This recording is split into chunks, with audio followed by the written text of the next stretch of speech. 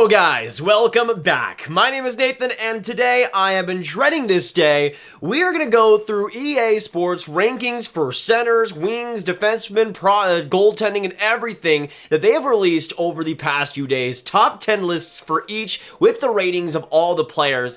I've seen a couple of these and they have been so bad that I just need to talk about it. But when it comes to the NHL 23 ratings, what do I agree and disagree with, and how bad do these lists get? Watch till the end for all the rankings and all the thoughts, and make sure you hit that subscribe button if you are new. 50% of you guys aren't subscribed, so if you like hockey content, this channel is the place to be. Okay, so again, I have seen a couple of these, but for a couple of them as well, I'm gonna go in fresh. But as I said before, EA Sports released the top 10 right wings, left wings, centers, defensemen, goaltenders, and a lot of other top 10 lists for the ratings in NHL 23. So we're gonna take a look at things, see how bad it is. Maybe some of these rankings are good. I'm holding my breath on that, but we'll have to see what happens here. So they first released the right wing, the top 10 right wing rankings, and of course, we've on the channel have done the best right wings, left wings, centers, goaltenders, defensemen for every single team, but obviously just the top 10s for each. They are a little bit different, but as you can see, the first one here with the top 10 right wings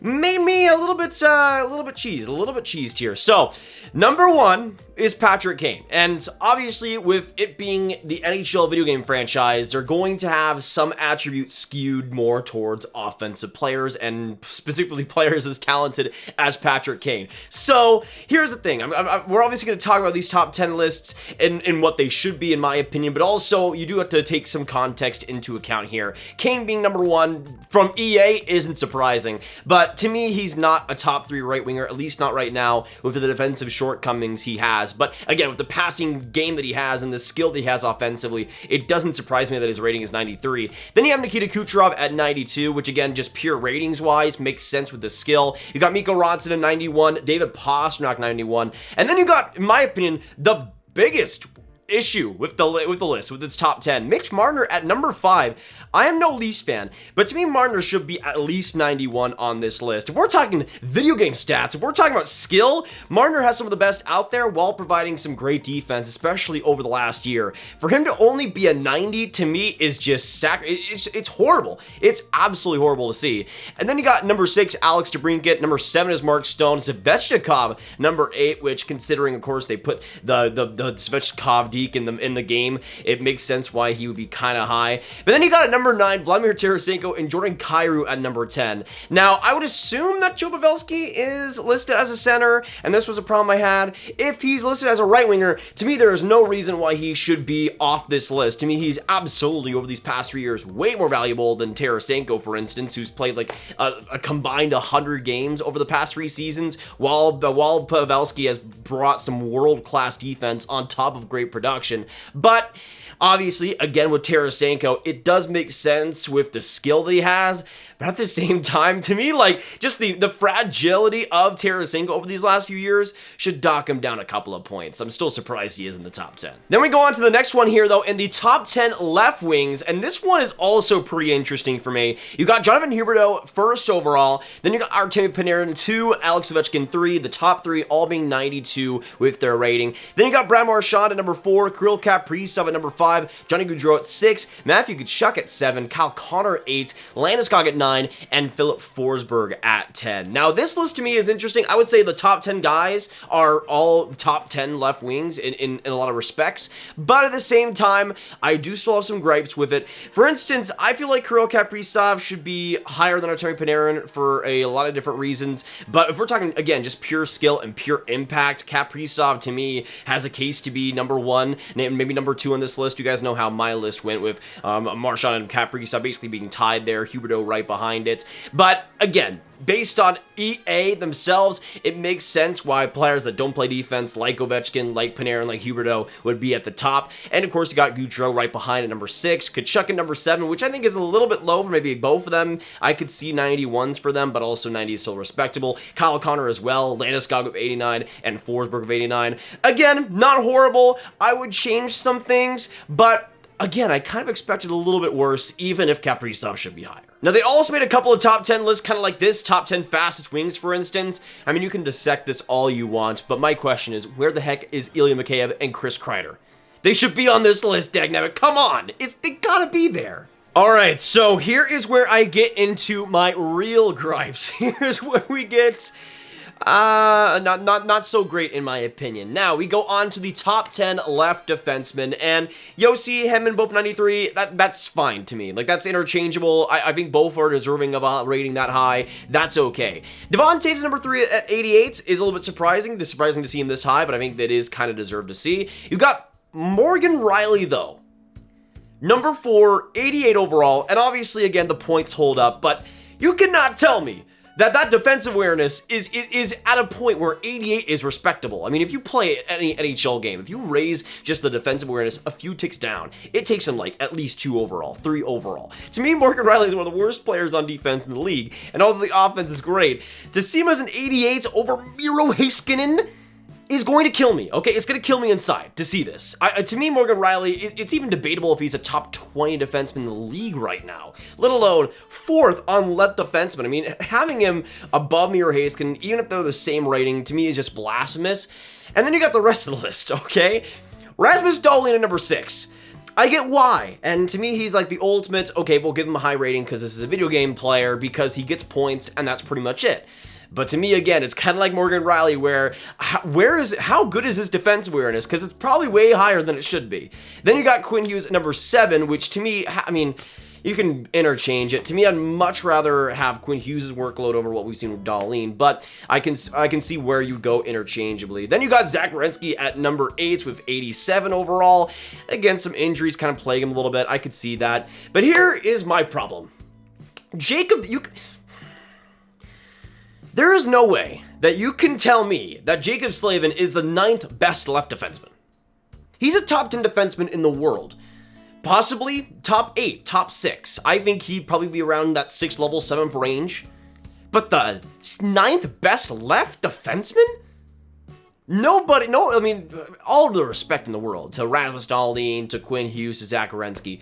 Defensively, which is where we should be rating these guys the most, they don't even hold a candle to what is able to happen with Jaccob Slavin every single shift, the details he has with the stick, the awareness, the positioning he has. It's just all world class. And it's not like he puts up no points. I mean, he got over 40 points this last year, and to me, he just provides great all-around offensive and defensive value. To me, he should be absolutely higher than Morgan Rielly, let alone players like Rasmus Dahlin. And again, the Dahlin point-wise is great, but the overall traits, the overall package of defensemen, you need to have more than just that one-dimensional glass cannon offensive game. And to me, Jaccob Slavin is the perfect example of a guy who can do everything for you. And the fact that he is not just like tied in rating with a player like Dahlin or a Rielly, he's one tick below.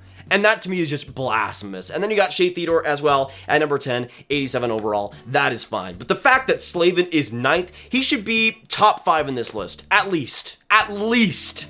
But to fight him at number 9, I'm not even a Canes fan. And even I know this is blasphemous. And then we go on to the top 10 right defensemen. And I have less problems with this list overall, but there is obviously some gripes. There always has to be, isn't there? Of course, you have number 1, Cale Makar. That is respectable, having him number 1. Then you got, okay, here's the problem. I can absolutely see Cale Makar number 1. But Adam Fox 4 rating points below? I mean, obviously, Cale Makar to me is number 1, but Adam Fox, to me at least, is a top 4 defenseman. I would have him maybe number 2, number 3, but to me to have him 4 points below Makar is unbelievable. I mean, let's see what he did in the playoffs this last year for the Rangers. He was one of the best players on the planet, and to me, to have him on the same level as John Carlson is disrespectful. It's just disrespectful to what Fox has done at the NHL level already and how complete he has been. You could say he's not the best in the world defensively. That is absolutely true, and I think this last year he took a little bit of a step back in some ways, but still, he's one of the best offensive players in the league. Not even just defenseman, in the league, and to see him at 90 is pretty sad to see. And of course, you got John Carlson at 90, which he had a better year. He had a much better year this last season, but 90 overall to me is just way too high. Above Charlie McAvoy is actually completely disrespectful. Completely disrespectful. And again, I know it is a video game, and offense is probably more prioritized, but Charlie McAvoy is just unreal. He is a beast every single shift, and to see him fourth on this list is sad. Alex Pietrangelo at 5. This is okay. Again, it's a video game and everything. That's cool. But even Pietrangelo, even his offense wasn't unreal this last year. It wasn't good. An 89 overall for him still? I could get into St. Louis days for sure, but still now, there's no way he's an 89 overall player. Like, I would say 87, 86 at max, but 89 is unreal. It's like they just assume it's 2017 still. You got Aaron Ekblad at 89. I think he should be higher. Drew Doughty, EA always overrates him, but again, points do matter in this, so that does count. But Chris Letang below Drew Doughty, it's like, I just can't. Chris Letang, for some reason, is getting underrated. Like, to me, I'd have Chris Letang over John Carlson. Like, I would have Chris Letang over John Carlson. That might just be me, but to me, that's also pretty disrespectful. Dougie Hamilton at number 9. I mean, I would have Moritz Seider over Hamilton right now, but again, there might be some more recency bias towards that. But Hamilton, I still think healthy deserves a spot here. But yeah, that's pretty much your top 10, and I believe Moritz Seider will definitely be up this list in quite a bit, especially after next year. But yeah, as you could probably tell, not the happiest man about these. And then you got the top 10 centers list, which I think for the first few actually is pretty good. You got McDavid, Matthews, MacKinnon, Draisaitl, Crosby, Barkov. That's pretty much exactly how I'd go for things. And Stamkos at number 7, I think is respectable too. The problem is Evgeny Malkin. And of course, when healthy, I think he has an argument to be in the top 10. But he has been nowhere near that level. And also, again, still the defensive shortcomings hold him back for me quite a bit. To have Malkin over Aho and Bergeron, above Bergeron? To me, like, you just can't do that. You just can't do that. You can't do it in the year of 2022. I'm sorry. But I will say, for how spot on that top 6 is, I'll give them a slight break for that one. But now we go on to the goaltenders here, and this one is also a little bit confusing to me personally for one specific reason, but we'll also get into the rest of the list. Of course, we got Andrei Vasilevskiy at number 1, which to me is interesting because although I would still say Vasilevsky's the best in the world, I would have him tied with Shesterkin. I don't think there's much of a difference at all between the two, whether you prefer one or the other. So to me, to have 2 points between Vasilevskiy and Shesterkin is really confusing to see, especially with how good Shesterkin was this last year. Then you got Cutter Hellebuyck at number 3, which is interesting because I think most people would have him definitely a lot lower. I do respect the Hellebuyck hype, though, even though he was a little bit lesser so this last year. I still think he's one of the best in the world. You got Jacob Markstrom at number 4, which I think is respectable with a 90 rating. But then you got the number 5 position, and I went back last year. I checked the ratings from last year, the beginning of the season. John Gibson was an 89 overall. Why is he up a point? Over the last 3 seasons, he's been hovering around that 900 save percentage. This last year wasn't all that good for him. Why is he above a rating? Why is he 1+? He's not that good anymore. And as much as I love John Gibson, he was one of my favorite goalies growing up, he's just not that guy anymore. And unless he turns a page this next year, he is nowhere near close a rating of 90. I would give him like an 85 at best right now, and that's giving him a lot of credit. Above Thatcher Demko is actually horrible. It's unjustifiable to have Demko below Gibson. Same thing with UC Saros. Gibson above Saros and Demko. How do you do this? How do you do this? You got Freddie Anderson at 8, which I can see why with this last year. But Sorokin and Gibson over Sorokin, over Demko, over Saros. I just don't see it. I can't see it. It's just a disconnect apparently between the normal world and EA Sports. But again, I don't think John Gibson should be top 5, as you could probably tell already. And then you got Sergei Bobrovsky at number 10. Really, the entire list is just off because of John Gibson. If he was off the list, I could see this being pretty decent. I would raise Saros a couple of bits, maybe raise Sorokin a little bit. But it's just John Gibson, man. I'm sorry. But I can't lie, even though some of these were real bad, they weren't as bad as I was expecting. But to say it's less horrible than I was expecting isn't really a compliment, so good job, EA. Very good job. But that'll be it for today, guys. Thank you so much for tuning in. If you enjoyed, make sure you hit that like button, hit that subscribe button, hit that notification bell. I need to know in the comments down below, what do you guys think of this list? What were your biggest agreements? What were your biggest disagreements with these lists as well? And what would your list look like? Let me know in the comments down below. Who did they disrespect? Who do they respect? Let us know. Of course, share the video with your friends. Get the NHL 23 ratings out there to anybody you guys know. And click this card for all my hockey rankings content right in one playlist. My name is Nathan. Have a great day, and I'll see you in the next one. Goodbye.